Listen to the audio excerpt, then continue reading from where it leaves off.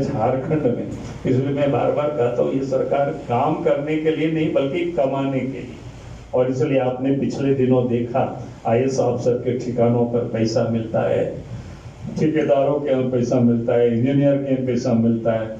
अभी आप देखेंगे एक नौकर के यहाँ पैसा इतना मिला, और अगर सब मंत्रियों के यहाँ छापा मार दे और उनके सचिव लोगों के यहाँ तो पता नहीं कितना करोड़ या कितना अरबों में रुपया मिल जाएगी। तो ये हम और आप उसको कल्पना ही सिर्फ का सोच सकते हैं कि भाई अगर एक नौकर के यहाँ इतना पैसा मिला तो और कितना पैसा होगा।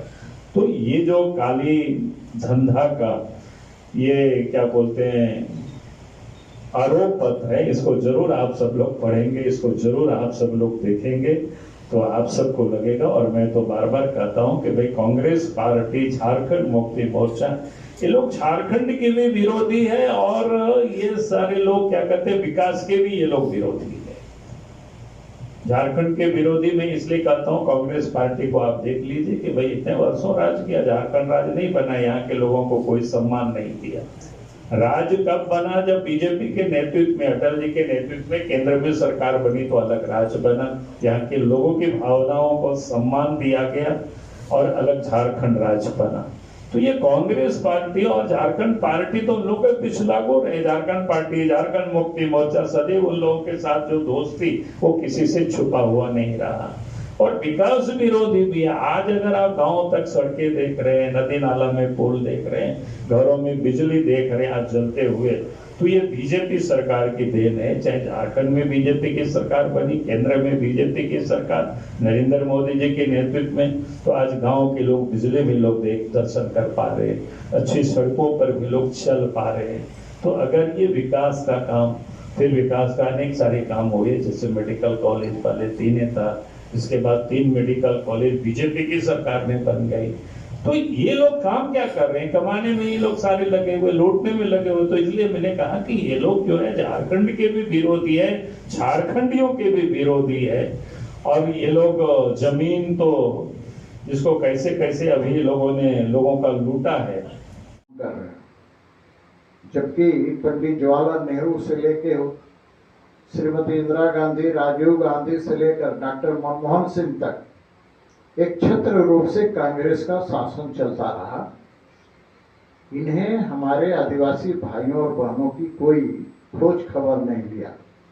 खोज खबर लिया तो हमारे देश के आदरणीय तत्कालीन प्रधानमंत्री स्वर्गीय अटल बिहारी वाजपेयी ने, जब इन्होंने जनजातीय मंत्रालय बनाने का काम किया और फिर ये पहली बार हुआ कि देश के आदरणीय प्रधानमंत्री नरेंद्र मोदी जी पिछले 15 नवंबर को